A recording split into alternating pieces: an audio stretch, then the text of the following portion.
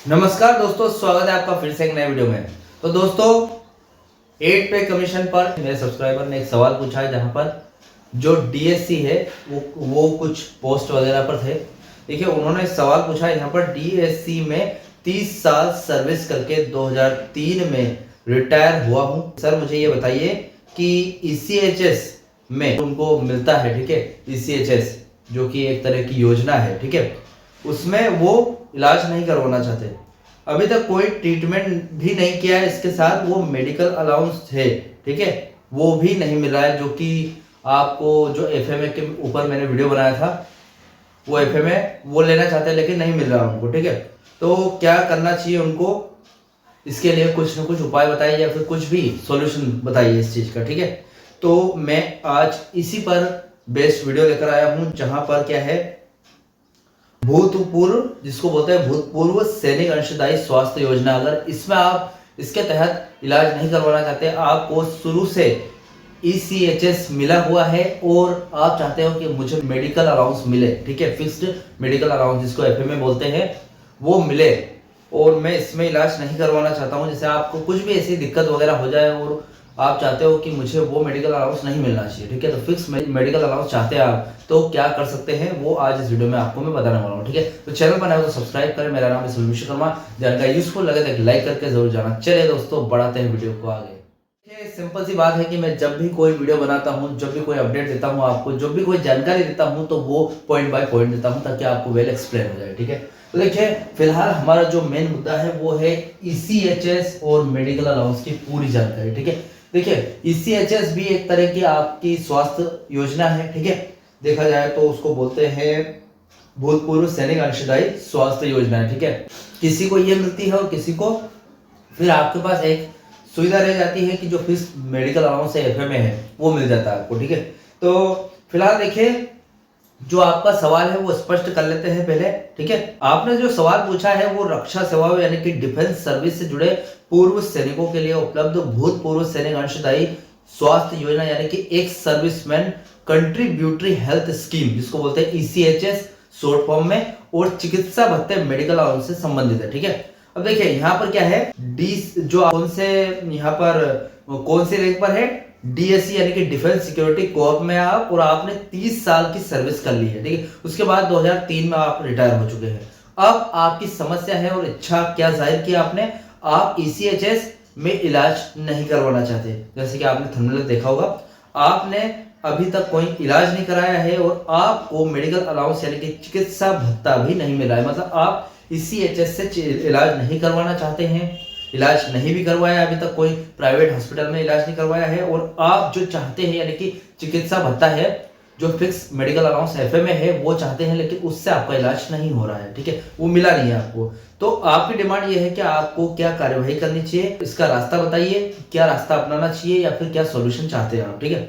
देखिए, पहला पॉइंट है हमारा यहाँ पर ईसीएचएस यानी कि जो कि भूतपूर्व सैनिक अंशदायी स्वास्थ्य योजना है, ये क्या है वो समझ लेते हैं पहले, ठीक है। देखिए, यह एक कैशलेस बिना पैसे दिए योजना है, ठीक है, मतलब आप की जो योजना है कैशलेस योजना है, इसके तहत आप एक बार अंशदान यानी कि कंट्रीब्यूशन देकर या फिर बिना अंशदान, कुछ पुराने नियम है जिसमें आप बगैर कुछ भी एक्स्ट्रा पैसे दिए देश भर में ईसीएचएस यानी कि पॉलीक्लिनिक्स और सूचीबद्ध प्राइवेट या फिर सरकारी अस्पतालों में अपना इलाज मुफ्त में करवा सकते हैं, ठीक है, इसके तहत। अब सबसे मेन इंपॉर्टेंट बात यह है कि अगर आपने ईसीएचएस की सदस्यता ली हुई है तो आपको अलग से मेडिकल अलाउंस या फिर नगद भत्ता नहीं मिलता है, चिकित्सा सुविधा सीधे इलाज के रूप में मिलती है, ठीक है। अब भैया, सामने वाले को डायरेक्ट ईसीएचएस मिला है, उसको डायरेक्ट फ्री में यहाँ पर इलाज हो रहा है, ठीक है, कुछ अस्पतालों में प्राइवेट और या फिर सरकारी अस्पतालों में डायरेक्ट फ्री आपको इलाज हो रहा है, तो वो यहाँ पर जो कि आपको हर महीने 1000 रुपए एफएमए में मिलता है, वो क्यों चाहता है, वो हालांकि उसकी कोई मजबूरी रही होगी सामने वाले मेरे सब्सक्राइबर की, तो उन्होंने ये बात पूछी है, ठीक है। हमने ये क्लियर कर लिया है। अब हमारा सेकंड ऑप्शन आता है फिक्स्ड मेडिकल अलाउंस यानी कि एफएमए क्या होता है या फिर उसके नियम क्या है वो देख लेते हैं, ठीक है। यह एक मासिक नगद राशि होती है जो उन पूर्व सैनिकों को दी जाती है जो ईसीएचएस के सदस्य नहीं है या जिन्होंने ईसीएचएस सुविधा लेने से मना कर दिया था, ऑप्टेड आउट में, ठीक है। अब यह अलाउंस आपको अपनी छोटी मोटी चिकित्सा जरूरतों के लिए दिया जाता है और इसका इस्तेमाल आप कहीं भी कर सकते हैं, ठीक है।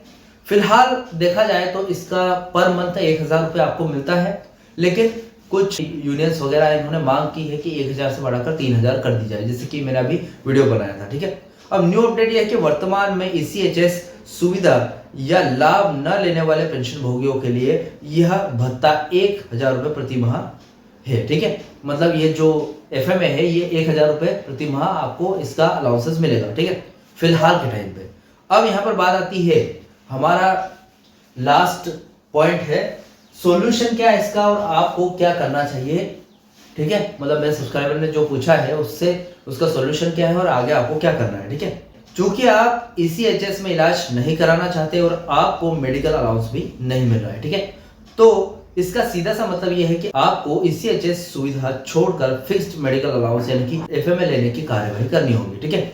अब यहाँ पर देखिए, आवश्यक जो आप कार्यवाही करने जा रहे हैं उसमें पहला कदम या फिर पहले क्या करना होगा, ECHS से बाहर निकलने का कुछ अनुरोध करना पड़ेगा, जिसको बोलते हैं ऑप्टिंग आउट फॉर्म भरना पड़ेगा ECHS का। आपको सबसे पहले अपनी पेंशन भुगतान करने वाली एजेंसी यानी कि पेंशन डिस्प्यूटिंग एजेंसी यानी कि PDA, अब या फिर बैंक या पोस्ट ऑफिस या अब जो स्पार्श को सूचित करना पड़ेगा, जो कि ऑनलाइन मार्केट सिस्टम है, ठीक है, जो कि ऑफलाइन पहले पेंशन मिलती थी उससे माइग्रेट करके आप ऑनलाइन में जा रहे हो, जैसे कि स्पार्श सिस्टम हो गया, वो उससे उसको सूचित करना पड़ेगा और आपको ECHS सुविधा का लाभ नहीं लेना है यानी कि ऑप्ट आउट करना है, ये उनको बोलना पड़ेगा, ठीक है। इसके लिए आपको एक लिखित आवेदन यानी कि रिटर्न एप्लीकेशन देना होगा, जिसमें स्पष्ट रूप से लिखा होगा कि ECHS से बाहर निकलकर फिक्स्ड मेडिकल अलाउंस FMA प्राप्त करना चाहते हैं, ठीक है। मतलब आप बोल सकते हो, जैसे भी एप्लीकेशन लिखते हैं कि आप चाहते हो कि मुझे ECHS मिल रहा है, इस पर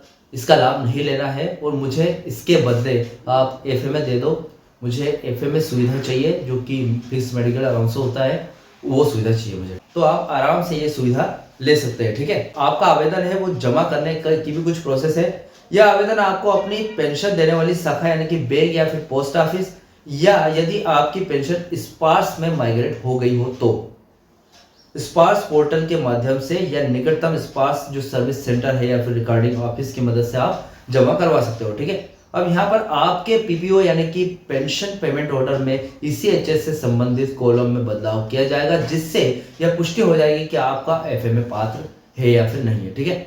जैसा पॉइंट बाय पॉइंट में यहाँ पर आपको बता रहा हूँ वही करना है आपको, तभी आप एकदम सही जगह पहुंच पाएंगे, ठीक है।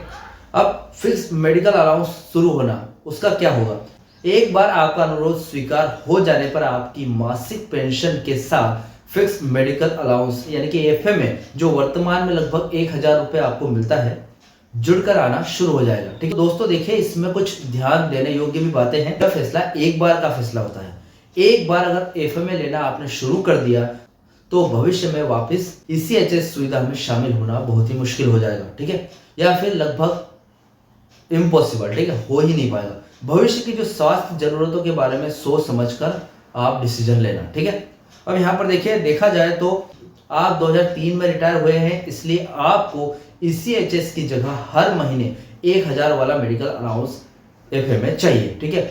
अब देखिए, अपने बैंक जहां से आपको पेंशन आती है स्पार्श सेंटर में सादा कागज या फिर दरख्वास्त लिखें, जो कि मैंने आपको बताया वीडियो में, ये शॉर्ट फॉर्म में बता रहा हूँ आपको फिर से ताकि आप भूले ना, ठीक है। अब दरख्वास्त में लिखना है आपको कि मैं, फिर आपका नाम, रैंक वगैरह, नंबर वगैरह ये सब लिखना है। उसके बाद ECHS का जो इलाज नहीं लेना चाहता हूं, अगर आप फीमेल है तो चाहती हूं, ठीक है, मुझे इसके बदले फिक्स मेडिकल अलाउंस या फिर FMA दिया जाए, आपको सिर्फ ये लिखना है, ठीक है।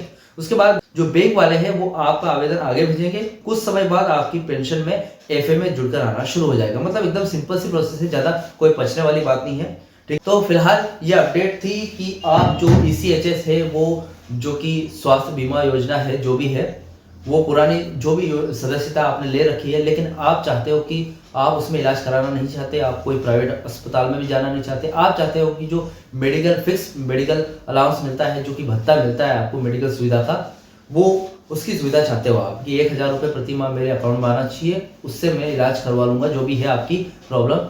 तो आई होप आपको आपकी जानकारी से रिलेटेड आपने जो भी पूछा है उस सवाल का जवाब आपको मिल गया होगा।